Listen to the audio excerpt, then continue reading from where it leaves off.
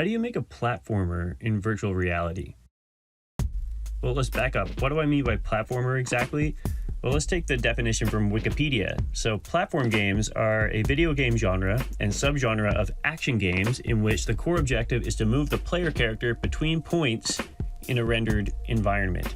So think games like side-scrolling games like Donkey Kong Country or the original Mario games in 2D, or in 3D, think things like the games that came in the new Super Mario 3D All-Stars game. So you're taking your character, moving it from the start of the level to the objective, and often jumping from platform to platform along the way.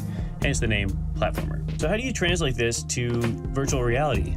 Well, there have been different approaches already. There's that game Lucky's Tale that came out right when the original Rift launched. I think it was around 2016 or something. And it was a cool experiment in directly converting the classic 3D platformer to VR. So you're moving your character from a third-person perspective and just using your head to look around the environment. And I think there were some cool things about this. It was a bit of an experiment. And then there was that game Windlands. I remember playing this back on my Oculus Rift DK2, the development kit 2. That was before even the consumer launch of the Oculus Rift.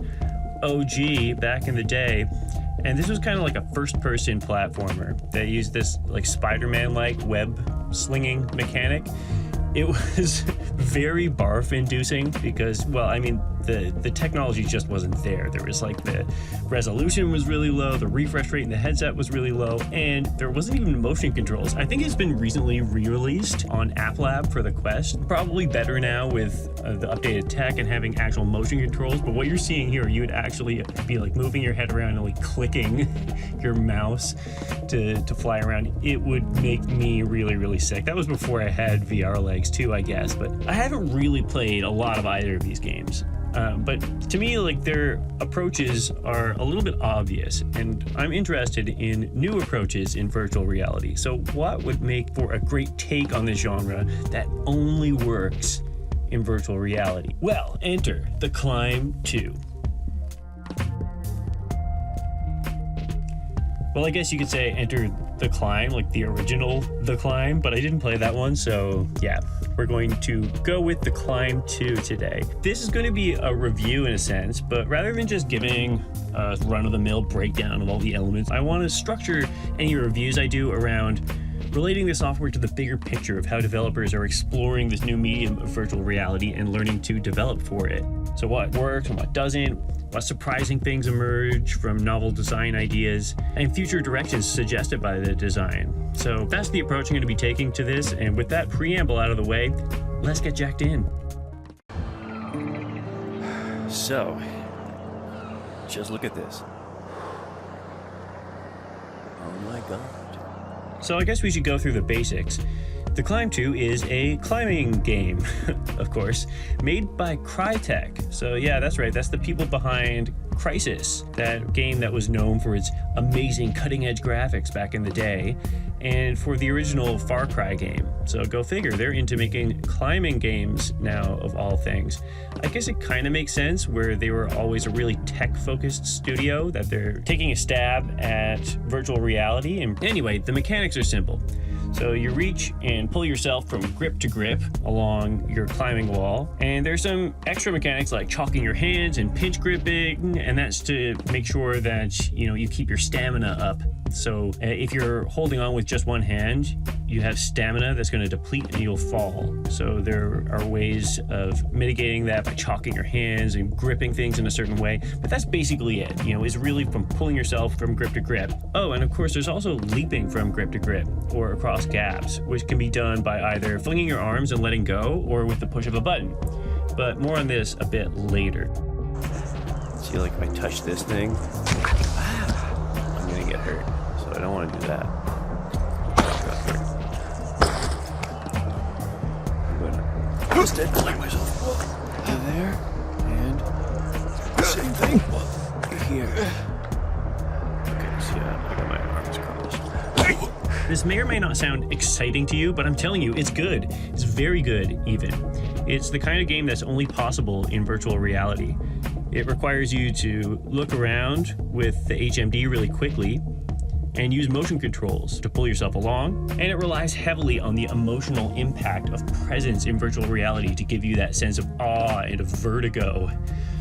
A combination of refined mechanics, excellent level design, stunning environments, and immersive sound design make this, in my opinion, a must-play game for the Quest platform, and for virtual reality in general. It's the attention to all sorts of small details that make this such a refined and immersive experience. So for instance, the way the branching routes are set up to often create these moments of awe, excitement, and even fear.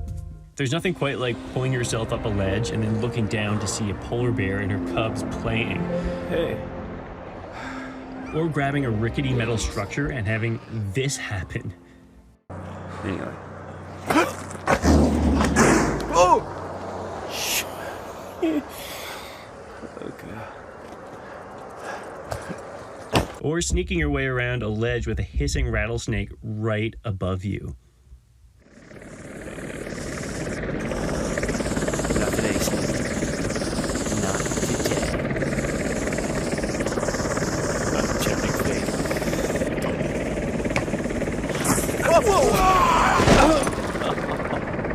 Also, if you're afraid of heights, well, Don't look down. this game is awesome.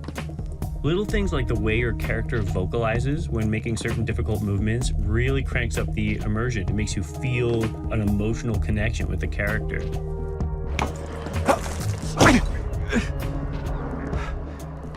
And whenever you reach the peak and complete a level, there's always some sort of awesome surprise as a reward, whether it's jets soaring overhead or a dude leaping past you on a dirt bike.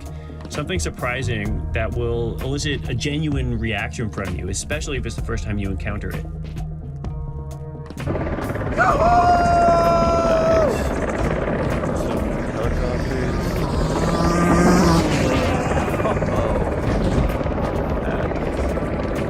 Alright, so clearly I have a lot of praise for this game and admiration for its attention to detail, but let me turn now to what I hinted at the beginning of the video, and what got my mind racing with possibilities. When you start getting good at this game, and I'm not good, okay?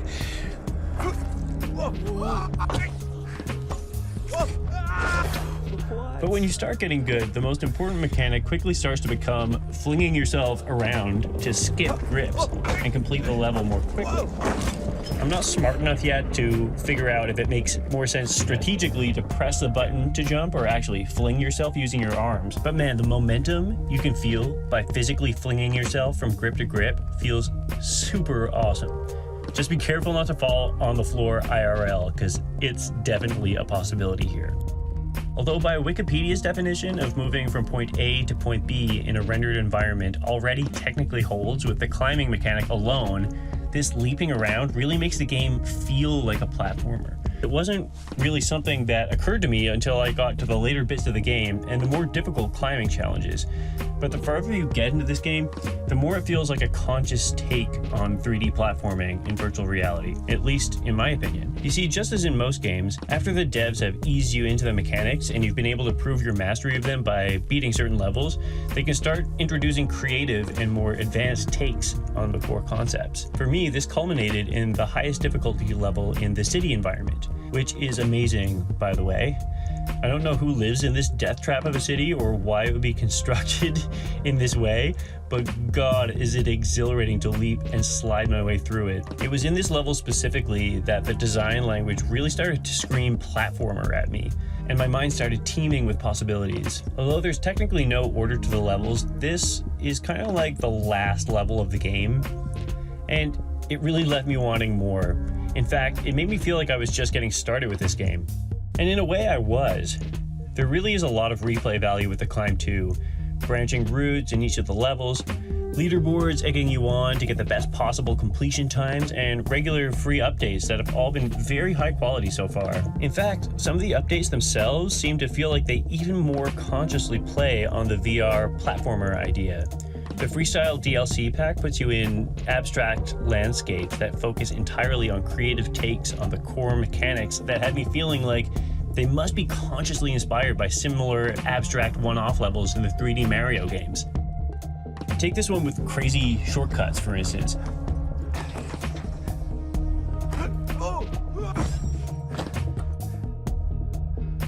Or this wild rhythm one with grips disappearing and reappearing in sync with the music.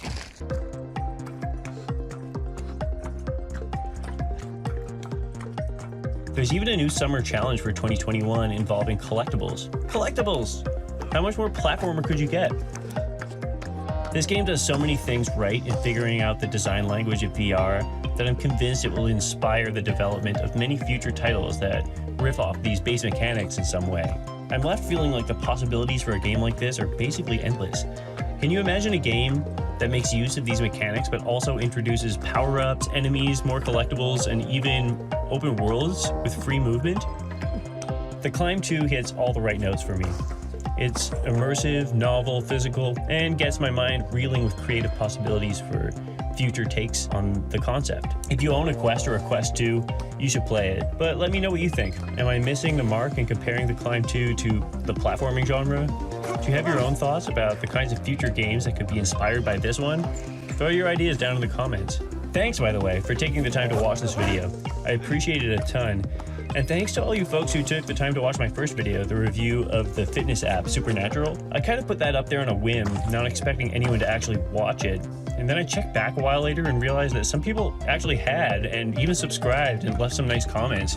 That was so awesome that I decided to make this one. I have a bunch of cool ideas for future videos, so if you enjoyed this, consider giving me a like and subscribing. It'll let me know that I'm on the right track. Take care out there, everyone. I'll see you next time.